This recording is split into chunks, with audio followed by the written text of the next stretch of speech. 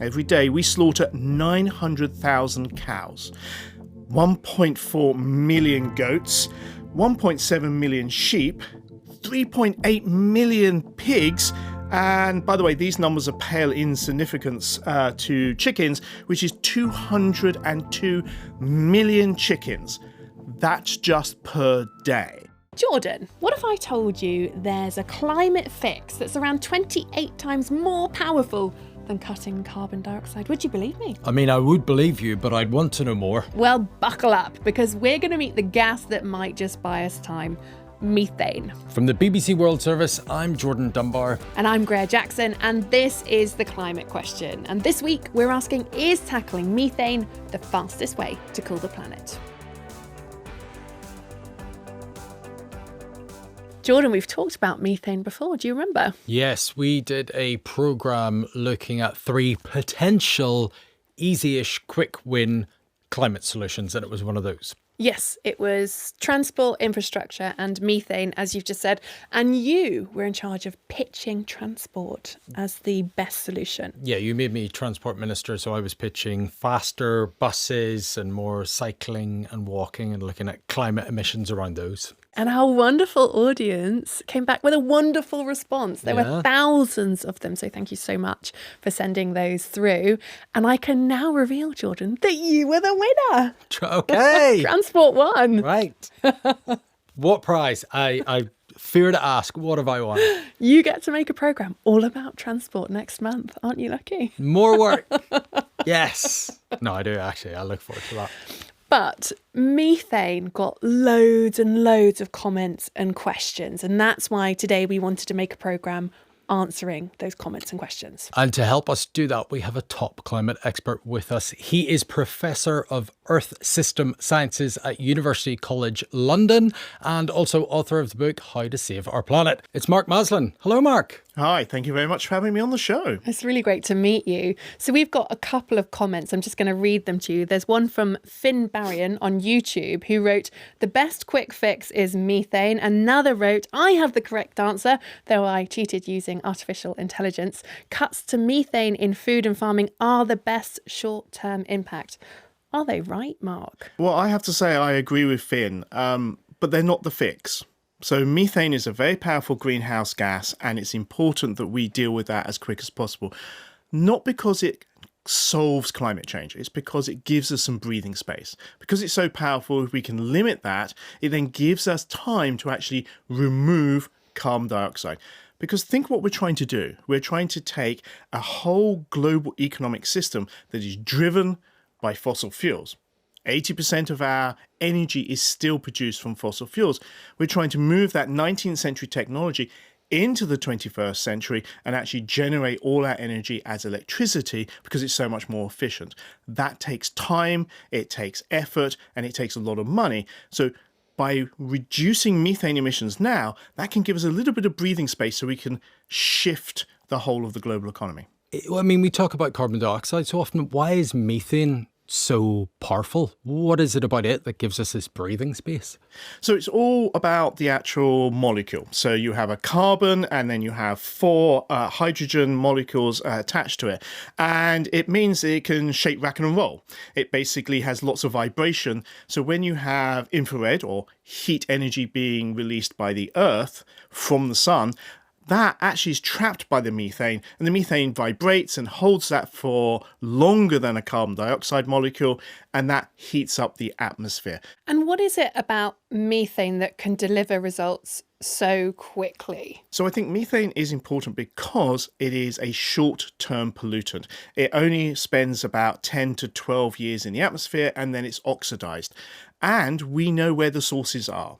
So it's actually really easy to target some of those to stop the methane being produced. And to give you an idea, the warming potential of a methane molecule is 28 times that of a carbon dioxide. So if we cut methane, say, to 0 now, what would happen is the rate of warming would slow down. Now, the warming would still increase because we're still pumping carbon dioxide into the atmosphere. So yes, it can have a significant effect, but again, only if we reduce carbon dioxide as well. So it's no good getting rid of the whole methane emissions if we don't deal with CO2. So it is a short-term fix. As your listeners actually said, it's a short-term fix to allow us to actually then deal with the real underlying problem, which is we're burning fossil fuels to create energy around the world. Okay, well, according to the UN's Global Methane Status Report 2025, the three biggest sources of human-made methane are, in order, agriculture, energy, and waste. Agriculture is responsible for 42% of human-made methane emissions. The biggest chunk by far is from meat and dairy production. Why? So this is enteric fermentation, which is basically cows and goats and sheep that basically eat grass and then ferment it in their gut. And guess what? They burp and fart, if I'm allowed to say that on the BBC, methane. And there are huge numbers. So let's just go through the numbers. So there are 1.5 to 1.7 billion cows in the world. There's 1 billion goats, and there's about 1.1 to 1.2 billion sheep. That's a lot of methane producing animals. So it is the sheer numbers of animals that is the problem in terms of this enteric fermentation. There's so many of them, they're pumping out so much.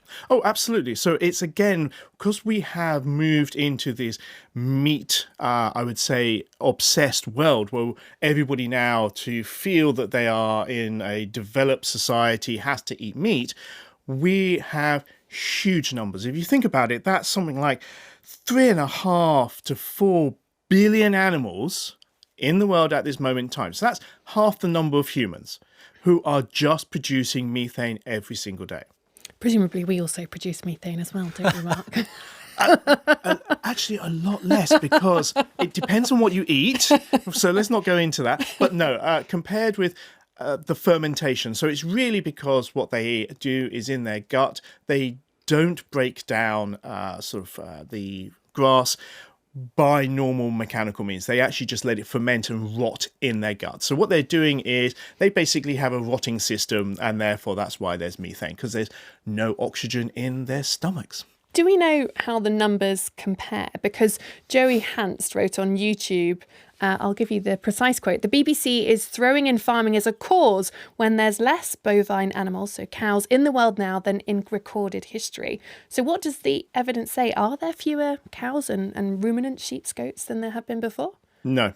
So I hate to disagree, because what we've seen is, as the global population has increased, we're now at about 8.1, 8.2 billion people on the planet.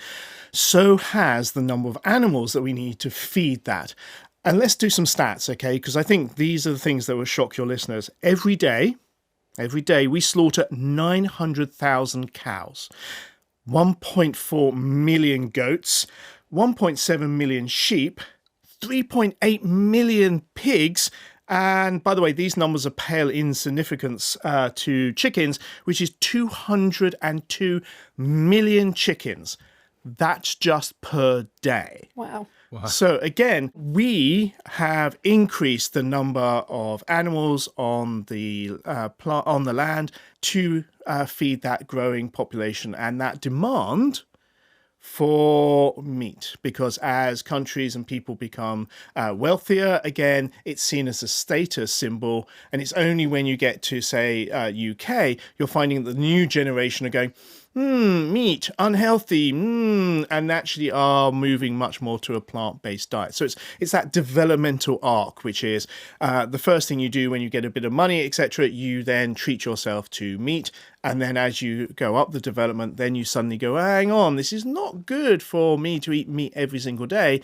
And so people are in very developed countries are shifting away from meat. You said developed country. What about developing countries? So the problem here is that in developing countries, a lot of people are still lack calories.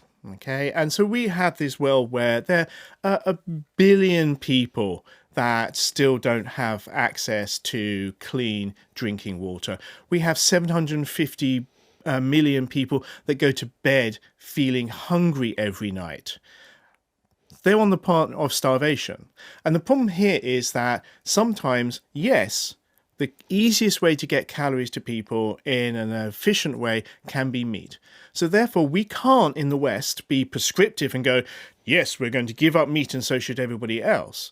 It's about balancing that out. And then as these countries and people are lifted out of poverty, making sure that they don't go into the obesity race that we're all in, that they move into much healthier diets. So they're getting the calories, they're getting the nutrition, but they're not overeating with calories, and they're not getting all that super highly processed food, which is then going to shift them in the opposite direction like we are, where we have an obesity epidemic. But I do want to move us on because we had loads of comments on what would happen to pasture lands if there was less animal agriculture. So Prometheus wrote, we should be replacing pastures with edible forests, which would increase biodiversity as well as reducing climate change. So if there was a pasture land decline, would the land for crops increase, and could that lead for deforestation? So the key thing here is that meat production is an incredibly inefficient use of land. Okay, so it is 10 times the amount of land you need to produce a kilo of beef as a kilo of rice. Okay, so what you do is if you actually reduce the amount of meat that we produce around the world, that frees up a lot of land. Firstly, a lot of that land's been deforested in the first place to actually allow cattle. So guess what? We allow that to reforest. We help it, we plant forests, and that helps suck CO2 out of the atmosphere. Tick. The other land we then repurpose for using for crops. Okay, so we still need to produce enough food for 8.2 billion. Now, interestingly enough, we produce enough food to feed 10 billion. Yeah. But it's not distributed. That's why we have about 750 million people on the brink of starvation. Because it's all about money and it's all about who can afford food. So again, it's about repurposing that land to help the planet, both to reforest and rewild, because sometimes it's not the right thing to plant trees, as you two who love bogs and wetlands know. Keep that to yourself. Okay, I won't tell anybody. Again, sometimes what you want to do is rewild, not reforest. So you have to be very careful about that to make sure you use the appropriate natural sort of like environment there. And then the other land, you grow crops. You grow lots of food to actually feed the people around the world. Aha, says old scientist on YouTube, listening to this, because he writes, what about fertilizers? Because most fertilizers today are made using natural gas, aka methane. So would the animal agriculture methane emissions that we've reduced by eating less meat, would that then just move to creating fertilizer to grow the crops? Oh, so this is a huge issue to open up. So the first thing is you have to remember that when you're thinking about, I would say, livestock, you're not just thinking about the land for the livestock. You're also thinking about the land that's been cleared to create soya, which is then produced to actually feed the livestock on the land. Okay, so you then have this double whammy, which is if you get rid of the livestock or you reduce it, you also reduce the amount of soya production you need as well. So tick, tick. But also when it comes to fertilizer, you don't need as much fertilizer as we're using now. If we use technology and we think about it very carefully, a lot of farms, particularly the industrial farms, they just spray fertilizers. It's just like, we're going to put antibiotics in all the animals and put fertilizers everywhere because some of the plants will need it. We can be much more, I would say, careful about how much we use. The other problem is that at some point the nitrogen and the potassium fertilizer will become limited and cause the price will go up. And that's what we don't want because there's lots of small farmers around the world that really rely on having some of that fertilizer. So we need to balance the demand, but also keep the costs down so those farmers don't actually go out of business.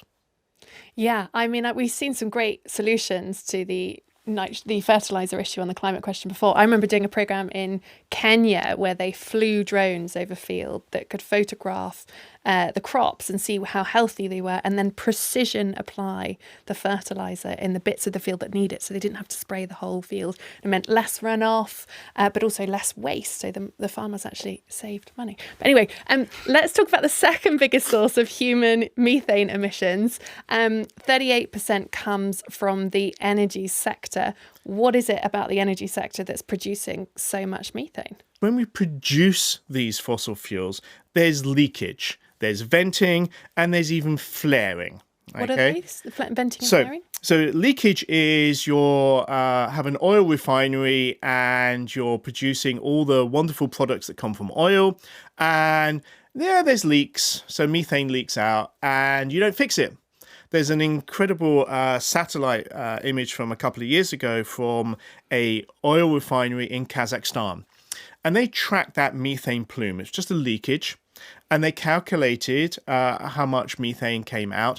And they worked out that the global warming caused by that one leak was the same as running 1 million petrol cars in Europe for 1 year. Whoa. Okay, so this is how big this issue is. Flaring is another one, which is when you have a drill rig and you're drilling oil and there's some gas there. You can legally just burn off the actual natural gas because it's difficult to capture it and you don't want it. It's in the way of the oil, so you just burn it. So literally, you can look at the North Sea and you can see these incredible oil platforms with flames just basically flaming up all the time. And so flaring happens all around the world. And this is a big problem because this could be fixed in a year. If all oil companies, the national ones and the private ones, agreed to spend the money to fix all the leaks, stop flaring, and make sure they don't vent stuff that they don't need, then all of that from the oil and gas production would sort of disappear. Do you not need to vent and flare to stop the buildup of pressure? I think that's what the industry says, right? That they have to do this to release pressure. Yes, in some cases. There are real safety issues, absolutely. But no, they do this routinely. At COP28, so that's the climate conference that occurred in Dubai, what was interesting was over 50 national and international oil companies actually got together. They represent about 40% of the world production, and they signed a decarbonisation charter. So they actually did say, okay, we're going to try to achieve net zero emissions for their own companies by 2050. They're also going to get rid of leakage from their oil and gas production by 2030. And also they're going to achieve zero routine flaring. So that's just the burning of excess gas, not the safety requirement. And that's great. But the 60% of the world's production of oil and gas, don't care. Because, of course, it's an extra cost. And that hits their profit. And so, therefore, what we need is really strong regulation that says, look, we need fossil fuels at this moment in time. We are going to move away. But actually, you are making the short-term issues much worse by just not dealing with methane. I mean, whilst we're on the topic of wastage, I think we should talk about the third source, which is landfill and sewage. That's responsible for about 20% of human-caused emissions. And Jenna Brock wrote, yes, landfills also produce methane. Why is that? Where is that methane coming from? Okay, so if you imagine all the rubbish that you produce in your home, okay, and a lot of it used to go into landfill. And if you just dump it in the ground, all the stuff that's organic will slowly break down. And because there's no oxygen in the ground, it basically breaks down to methane and not CO2. And that methane then leaks out. And this was a huge issue. So in the UK, regulation came in. And so in the 1990s, the amount of methane from our landfill and our waste production dropped markedly because the rules came in that you had to seal off the waste properly. You had to actually capture the methane. And so therefore that part of ours and the EU's methane emissions dropped markedly. But if you think about it, there are so many countries around the world that do not have that system at the moment. And a lot of our rubbish and our recycling doesn't get processed here. It gets processed in other countries where, of course, they don't have the same regulation. Again, big issues that we can see methane. And this is the thing, you can see methane from satellites. So we can see all the waste dumps in Africa, in India, in China, producing huge amounts of methane. And again, it's one of those things that could be solved. And you really want to actually deal with waste, because the problem with waste is, again, if you have landfill, the amount of contamination that leaks into the water, whether it's from our waste electronics, whether it's from the microplastics, it's disgusting. That's why in the EU and UK, we have very strict regulations about managing waste, because you really don't want that in your water and you really don't want people to come in contact with it. But that's the biggest problem. We are exporting a lot of our issues, and then those countries don't have the infrastructure or the wealth to be able to deal with it. We had a couple of comments on this. Quick Tip 6162 said segregation of waste and recycle or reuse. And at Stanley Kubrick 8786 said dispose of your garbage properly or don't create any in the first place. So dispose of your garbage, your rubbish properly. Using a food bin, so composting and, segregating it and then recycling. How big an emission savings would that actually do overall? So the recycling and the food bins and the composting? It depends on the country. So the big problem is that you at home could be doing everything right. But if it then goes to the local council, who then exports some of it to another country, then you have no control over it. So I think the key thing is, firstly, we need to reduce our consumption. So again, do we need all this stuff? Okay, do we need all this packaging? Now, the EU and hopefully the UK are bringing in new packaging laws to reduce the amount of packaging. There's some incredible companies who are now making packaging out of seaweed and things like that. So there are lots of novel things. So we don't have to do the same as we did in the 1950s. We can move on, use new technology. So again, it's reduce our consumption. And then when we consume, try to consume with sustainable brands. And then when you do get waste, make sure you understand the local government guidelines so you separate it all out. And then government needs to regulate. How is the world getting on with putting all of that into action? Where are we with methane today? I was hoping you weren't going to ask me that question. So unfortunately, methane levels are still going up. And we haven't turned the corner. It's interesting because in CO2 terms, that emissions have sort of flattened out. We flattened the curve. But with methane, it's still rising. So again, what we need to do is get a lot of international agreements in place. I'm also going to add another one that people may not know, which is coal.